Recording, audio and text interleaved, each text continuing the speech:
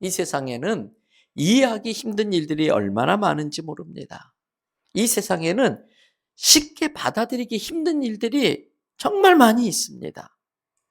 그러한 것들이 우리의 마음을 불편하게 만들고 낙심하게 만들고 힘들게 만듭니다. 그런데 성도 여러분, 우리는 예수님 믿는 사람들이 있지 않습니까? 하나님을 믿는 사람들 아닙니까? 때문에 그럴 때마다 하나님의 말씀을 붙잡아야 됩니다. 바로 그 말씀이 조금 전에 소개한 로마서 8장 28절의 말씀. 지금 이렇지만 결국 하나님이 다 모든 걸 알고 계시고 보고 계시고 붙잡고 계시기 때문에 모든 게 결국은 합력하여 선을 이룰 거라는 이 말씀을 믿음으로 선포하시기 바랍니다. 이 말씀 붙들고 살아야 됩니다. 지금까지 살아오면서 하나님의 은혜 가운데 모든 게 합력하여 선을 이루었다는 경험을 많이 하셨을 겁니다. 이것은 개인에게뿐만 아니라 교회적으로도 그렇고 사회적으로도 국가적으로도 그때는 이해할 수 없는 일이었지만 지나고 났더니 어떻게 다 수습이 되어졌고 그때 힘들게 했던 그 일이 개인적으로도 선하게 되어졌고 사회적으로나 국가적으로 선하게 된 경우들이 얼마든지 많이 있는 걸 개인의 히스토리나 국가의 역사를 보면서 우리는 알 수 있습니다. 당시엔 힘들었지만 그 일 때문에 겸손해질 수 있었습니다. 그 일 때문에 하나 될 수 있었습니다. 그 일 때문에 성숙해질 수 있었습니다. 최초의 선교사라고 하는 토마스 선교사는 1859년에 세계적인 명문대학 런던 대학교를 졸업합니다. 그리고 24살 나이에 중국 선교사로 헌신합니다. 그런데 중국에 도착한 지 얼마 안 되어서 토마스 선교사가 중국의 다른 오지에 선교하러 갔다가 왔는데 그 와중에 아내 캐롤라인이 출산을 하게 됩니다. 혼자 출산을 하다가 풍토병에 그냥 죽고 맙니다. 너무 큰 상처를 받은 토마스 선교사는 내가 죄를 지은 것도 아니고 하나님의 명령에 순종해서 선교하러 왔는데 어떻게 이런 일이 일어날 수 있습니까? 하나님에 대한 원망의 마음이 들어서 이 토마스는 중국 선교를 포기하고 맙니다. 그리고 중국 산동성에서 세관원으로 일을 하게 됩니다. 그런데 그렇게 세관원의 일을 하다 보니까 많은 이야기를 듣게 되는데 그 중에 하나 그가 들은 이야기가 조선에 대한 이야기입니다. 중국 옆에 조선이라는 나라가 있고 이 조선에는 예수 믿는 사람이 한 명도 없다는 말을 듣는데 갑자기 그의 마음이 뜨거워지기 시작합니다. 그러면서 내가 저기 조선에 예수 그리스도를 전해야겠다. 그때부터 조선말을 배웁니다. 그리고 어떻게 조선 땅에 갈 수 있을까? 기회를 찾게 됩니다. 그런데 여러분, 우리가 국사 시간에 배워서 알게 된 유명한 미국의 상선 제너럴 셔먼호 사건을 아실 겁니다. 홍수가 나서 대동강 물이 많아지자 이 익숙치 않았던 셔먼호 선장이 이 배를 그대로 몰고 대동강을 타고 평양 앞까지 오게 됩니다. 근데 썰물이 되자 대동강 물이 한꺼번에 쭉 빠지면서 이 셔먼호가 물에 바닥에 자초되고 맙니다. 그 당시에 우리가 허생전 지은 사람으로 잘 알고 있는 연암 박지원의 아들 손자 박영규가 평양 감사로 있는데 이때다 싶어가지고 작은 배를 여러 척 묶어가지고 불을 붙여서 이 셔먼호에 보내가지고 셔먼호에 불을 지릅니다. 여러분, 그 셔먼호에는 이 토마스 선교사가 이미 로버트 모리슨이라는 선교사가 한문으로 번역해 놓았던 성경을 이렇게 수십 권 가지고 안내자 겸 통역사로, 조선말을 좀 할 줄 아니까 안내자 겸 통역사로 토마스 선교사가 그 배에 타고 같이 왔던 겁니다. 배에 불이 퍼져나가기 시작하자 선원들이 불을 피해 강에 뛰어들면서 헤엄쳐서 강변에 나오는데 나오는 저쪽 조선 병사들이 칼로 다 죽입니다.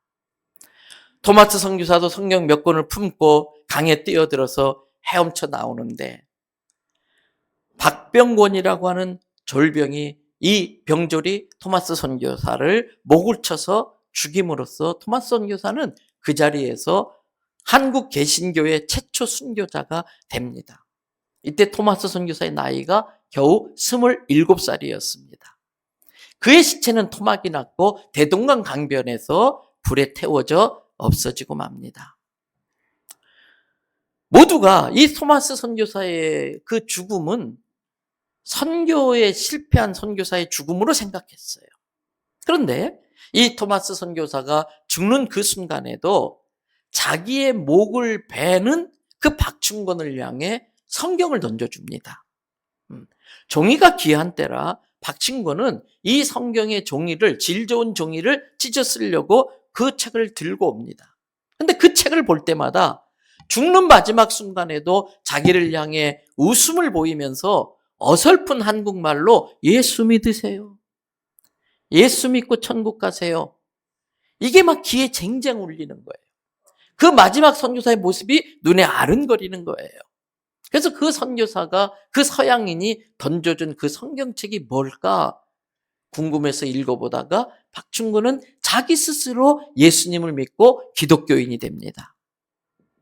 그 박충근이 토마스 서양인을 목을 치는 그 자리에는 채치량이라고 하는 12살짜리 아이가 있었습니다. 그 아이는 토마스 선교사가 흘린 한문 성경 3권을 주워가지고 집에 옵니다. 그런데 마음에 서양인의 물건을 함부로 주워왔다는 것이 문제가 될 것 같아서 막 두려우니까 그것을 그 당시 평양성 대동문을 지키고 있었던 박영식이라는 사람에게 줍니다.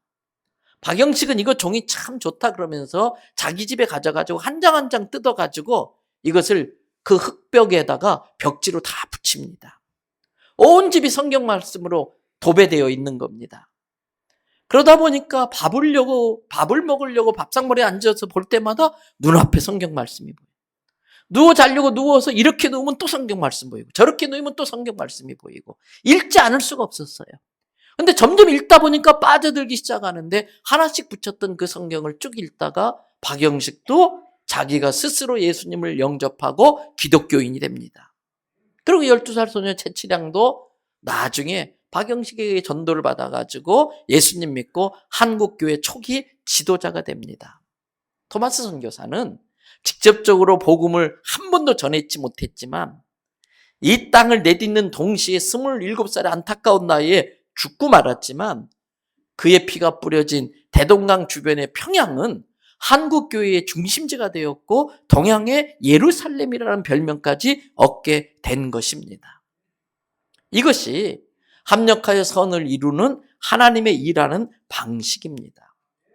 성경에 보면 초대교회에도 많은 핍박이 있습니다. 그 핍박으로 교회는 없어질 것 같았지만 그 핍박 때문에 교회는 선교하는 계기를 맞게 됩니다. 여러분, 그 대표적인 교회가 오늘 본문에 택해서 읽었던 안디옥 교회입니다. 원래 유대인들로 주로 구성된 예루살렘 교회는 이방인들의 구원에 대해서 관심이 없었습니다. 자기들은 선택받은 민족이라는 의식이 예수님을 믿지만 여전히 남아 있었기 때문에 이방인들의 구원은 생각도 하지 못했습니다. 그러나 하나님의 마음은 달랐습니다. 하나님은 모든 민족과 열방이 구원받길 원하시는 줄로 믿습니다. 그래서 하나님은 로마를 채찍으로 사용해서 예루살렘 교회를 핍박함으로 다 흩어버립니다. 그런데 그 흩어짐이 선교 자체가 되었습니다.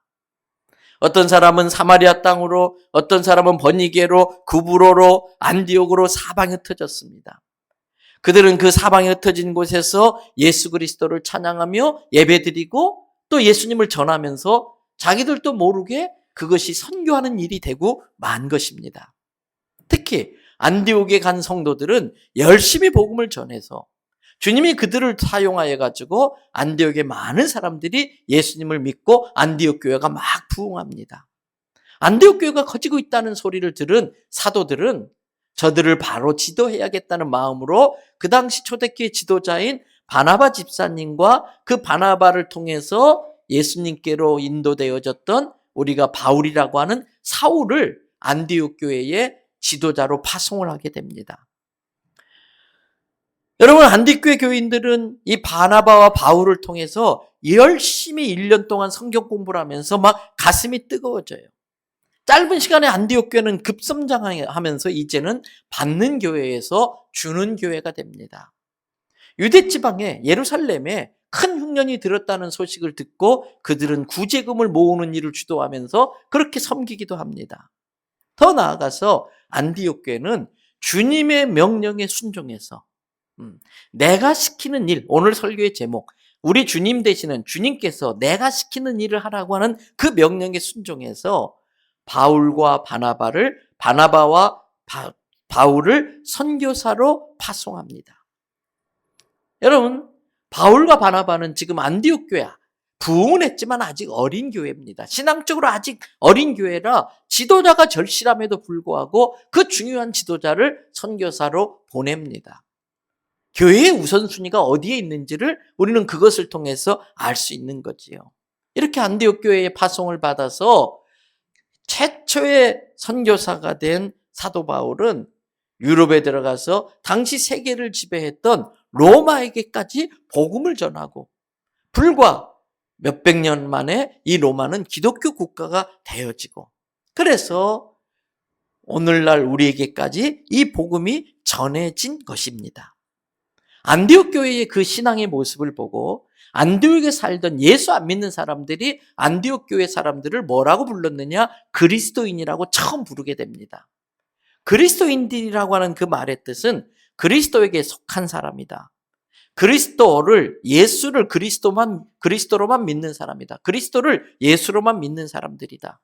예수님을 제일로 아는 사람, 예수님을 제일 사랑하는 사람, 그런 뜻이 담겨져 있는데 순 우리말로 한다면 저것들 예수쟁이야. 저것들은 예수밖에 몰라. 저것들은 예수에 미친 사람들이야. 이 뜻이 그리스도인에게 들어있는 원래 의미입니다. 사랑하는 성도 여러분, 저는 우리 대연성결교회가 안디옥 교회와 안디옥 교회 성도들처럼 되기를 축복합니다. 우리 성도들이 예수쟁이, 예수에 미친 사람들이 되길 바랍니다. 선교하는 교회, 나누어주는 교회, 예수쟁이들이 모인 교회라고 불려지기를 축원합니다.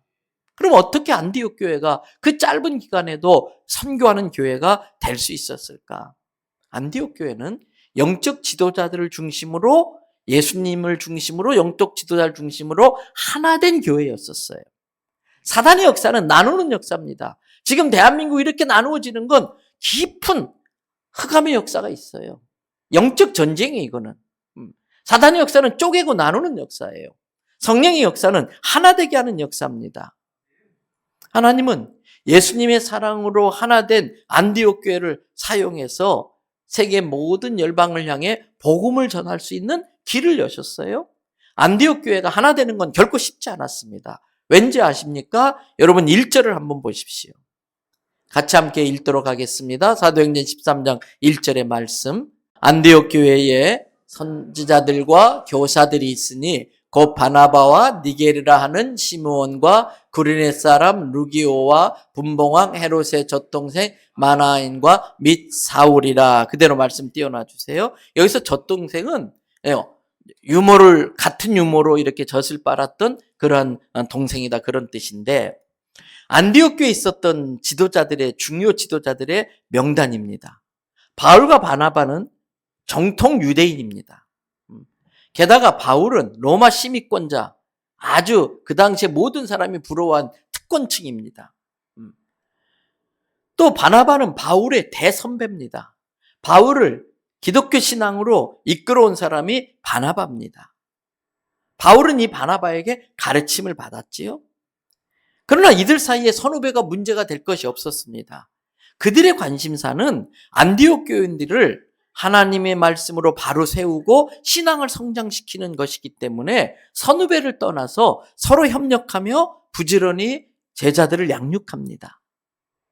오늘 많은 경우에 꼰대라는 말 듣고 라떼라는 말 듣고 선배 후배 이런 것 때문에 하나 되지 못하는 적이 얼마나 많습니까? 여기에 니게르라고 하는 시므온이 나오지요. 이 니게르는 흑인이란 뜻입니다. 이디오피아 사람입니다. 예수님 십자가 지고 가실 때에 우연히 옆에 지났다가 로마 병정에 의해서 억지로 예수님의 십자가를 대신 지고 골고다까지 간 사람이 바로 이 시므온입니다. 당시 흑인들은 지금도 많이 그런 경향이 있습니다만 많이 무시당해서 교회의 지도자가 될 수 없었어요. 근데 안디옥 교회는 이 흑인을 교회의 지도자로 이렇게 세웠고, 그렇게 그만큼 색깔이 다른 그를 포용할 수 정도로 하나가 되는 일에 이렇게 열려 있는 교회였죠. 거기에 젖동생 분봉왕 헤롯의 젖동생 마나의 로얄 패밀리, 왕족이란 뜻입니다. 그런데 이 마나에는 나 왕족임내 하지 않고 자기의 신분을 내세우지 않고 좋은 지도자로서 열심히 섬김으로써 모든 사람들에게 존경받고 선한 영향력을 끼칠 수 있었던 것이지요. 여기서 우리는 중요한 가르침을 깨달아야 됩니다. 교회 안에서는 이 세상에서의 어떤 출신이나 지역이나 학벌이나 재산의 정도나 이러한 것들이 의미가 없어요. 그런 것들로 구분되어서도 안 되고 갈라져서도 안 되고 차별되어져서도 안 된다는 겁니다. 또 간혹 교회 다니는 분들 중에 내가 직분 받은 지 몇 년 됐는데 횟수를 내세우는 분들이 있어요. 여러분, 얼마나 다니느냐가 중요한 것이 아니고, 지금까지 그 헌신은 참 감사하지만 지금 얼마나 더 주님을 사랑하고 지금 얼마나 더 복음을 위해 헌신하느냐가 중요한 거지요. 예수님 분명히 마태복음 19장 30절에서 이렇게 말씀하셨어요. 같이 한번 읽어봐 주십니다. 그러나 먼저 된 자로서 나중되고 나중된 자로서 먼저 될 자가 많다. 그러니까 먼저 되었다고 자랑할 것이 아니고 먼저 되었는데 나중 될 수도 있다는 걸 알고 겸손해야 되고 더 열심히 헌신하고 충성해야 될 줄도 믿습니다. 신앙의 경륜, 직분 맡은 횟수 중요하지요. 지혜가 있고 위기 때의 그 경험은 아주 소중한 도움이 됩니다. 그럼에도 불구하고 지금 헌신하지 않으면 그 경륜이 빛바랜 헌신이 될 수 있다는 거예요. 자칫 신앙의 꼰대가 될 수 있다는 겁니다.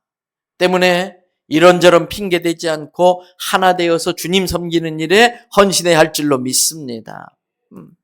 또 안디옥 교회는 주님의 명령에 절대 순종하는 교회예요. 2절 3절 보세요. 주를 섬겨 금식할 때에 성령이 이르시되 내가 불러 시키는 일을 위하여 바나바와 사울을 따로 세우라. 그리고 그들은 금식 기도하고 두 사람에게 안수해서 떠나보냅니다. 바나바 없으면 큰일 나는데요. 바울이 없으면 우리 교회가 뭐 큰 문제가 있는데요. 누가 우리를 양육합니까?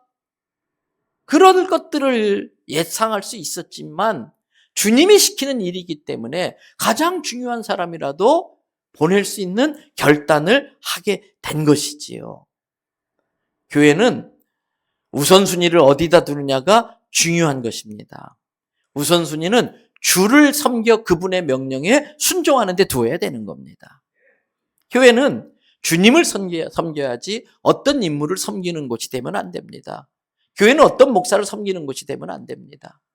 제가 가급적 우리 성도님들의 모임에 잘 끼지를 않아요. 그리고 갔다가도 먼저 빠져나오려고 해요.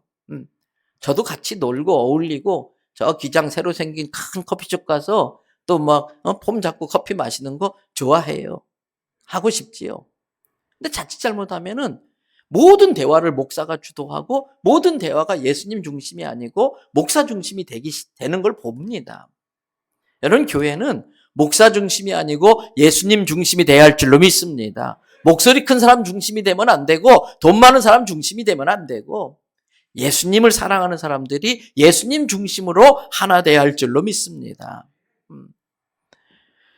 여러분, 주님이 시키시는 구체적인 일이 뭡니까? 적어도 두 가지입니다. 예배와 전도, 영혼 구원. 예배와 전도와 선교를 통해 영혼 구원하는 일이 주님이 시키는 일이에요. 여러분, 왜 전도합니까? 하나님을 예배하는 사람으로 세우기 위하여 전도하는 거예요. 때문에 우리가 전도자 되기 이전에 온전한 예배자가 돼야 돼요. 우리 부목사님들이 가끔 말해요. 예배 돕다가 예배 드리지 못하는 일이 있으면 안 된다. 예배 보조하다가 자기 예배를 놓치면 안 된다. 여러분, 때문에 전도자가 되기 위해서 내가 먼저 인간의 가장 큰 본문, 소요리 문답의 제1번이 뭡니까? 사람의 목적이 무엇인고? 예배를 통해 하나님께 영광 돌리는 거잖아요. 그러니까 내가 주일 52주 예배를 성수하고 온전한 예배자가 되고 그 예배를 통해서 능력을 받고 그리고 이제 주님이 예배를 통해 주신 그 주님의 마음과 사랑과 그 능력을 가지고 주님이 가장 기뻐하는 일.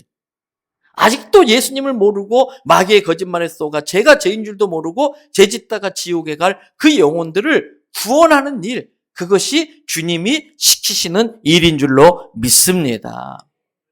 어떤 분은 우리나라에 아직도 도울 사람들이 많은데 선교는 다음에 해야 되는 거 아니냐 이렇게 일하는 분들이 있어요. 그런데 여러분 생각해 보세요. 100여 년 전 우리나라는 세계에서 가장 가난한 나라. 어디에 붙어 있는지도 찾기도 어려운 미개한 나라.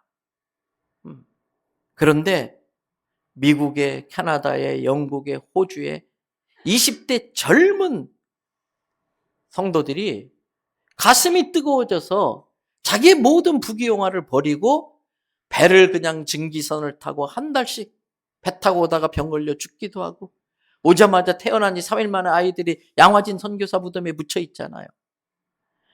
그들이 야 우리 주변에도 우리 도시에도 도울 사람 많은데 뭐 조선까지 가냐. 그랬다면 지금 우리나라는 어떻게 되어 있을까? 그들을 통해서 복음이 들어오지 않았다면 지금 대한민국은 어떤 모습이 되어져 있을까? 한번 상상해 보세요. 그 선교사들의 순교와 헌신과 그들의 피를 거름 삼아서 하나님이 주신 축복과 은혜의 열매인 줄로 믿습니다. 그렇다면 우리는 이제 은혜와 사랑을 갚는다는 심정으로 복음을 전해야 되지요. 선교에는 직접 가는 방법과 가는 사람을 후원하는 직접 선교와 간접 선교가 있습니다. 특별히 하나님의 부르심이 있는 분은 직접 가십시오. 평생 갈 수도 있고요. 1년 6개월 단기로 갈 수도 있고요. 상황이 안 돼서 못 되는 분들은 선교 회원이 돼서 매달 이것처럼 가치 있게 돈을 쓸 수 있는 게 어디겠어요. 지난번 컴패션 와서 어떤 아이를 입양하신 나이 많은 성도님이 그러더라고요. 그 아이들 사진 보내오고 편지 볼 때마다 정말 잘했다. 내가 돈 한 달에 4만 5천 원 가지고 이보다 더 귀한 일에 돈 쓸 수 있는 방법이 뭐가 있겠느냐. 하나의 인생을 바꾸고 하나의 그 아이에 속한 가정을 바꾸고 국가를 바꾸는 일에 그렇게 물질을 쓴다는 게 너무 자기는 감사하대요. 쓰임 받는다는 게. 여러분 못 가면은 보내는 가는 선교사들을 후원하는 그런 선교 회원이 되셔야 되겠지요. 그리고 더 중요한 건 가성비 높은 영혼 구원. 선교사 한 명 보내는데 얼마나 많은 비용이 들어갑니까? 언어를 배워야 되고요. 10년 내내 있어봤자 몇 명 전도하기가 쉽지 않은데 우리는 복음을 마음껏 전할 수 있는 나라에 살고 있잖아. 그래도 아직까지는 예수 전한다고 핍박당할 일은 없잖아요. 얼마나 가성비가 좋습니까? 그래서 이런 예신 전도법을 배우고 그래가지고 오이코스 전도법도 배워서 영혼 구원하는 일에 헌신해야 됩니다. 주님이 시키는 일, 예배와 영혼 구원을 위해 우리의 삶을 드릴 수 있기를 주님의 이름으로 축복합니다.